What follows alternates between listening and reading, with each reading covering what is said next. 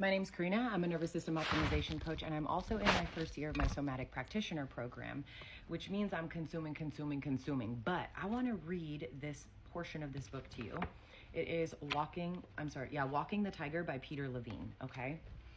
The incomplete responses now frozen in our nervous system are like indestructible time bombs, primed to go off when aroused by force. Until human beings can find the appropriate tools and the support necessary to dismantle this force, we will continue to have unexplained blow-ups.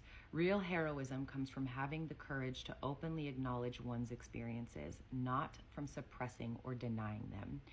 Often, you'll hear me all the time on here talk about finishing the stress response cycle. It is a cycle because it has a beginning, a middle, and an end.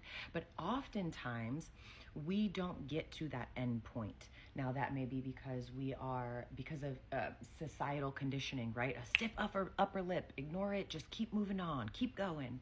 Or we don't give ourselves the space and the permission to process and integrate it. You know what? Let's go to my office. Let's get my visual aid because I'm a hussy for a visual aid.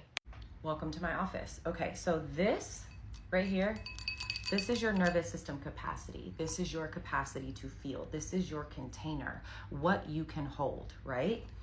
These are unprocessed trauma, normal stress going on in life. But what happens if you keep adding to that, right? Because you don't give yourself the space to rest, to process, and to integrate. Eventually, your nervous system hits that max capacity.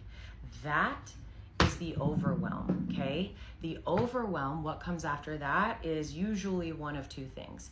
You either react, right? You act out of character, you lose your shit, or you completely numb out. Why? Well, because your system recognizes this as a threat that it cannot escape from. So us mammals have this beautiful evolutionary response where when there is a threat that we cannot escape from, our system goes, oh, I don't need to feel this. I'm gonna die anyways. I don't need to feel this, so let me just disconnect.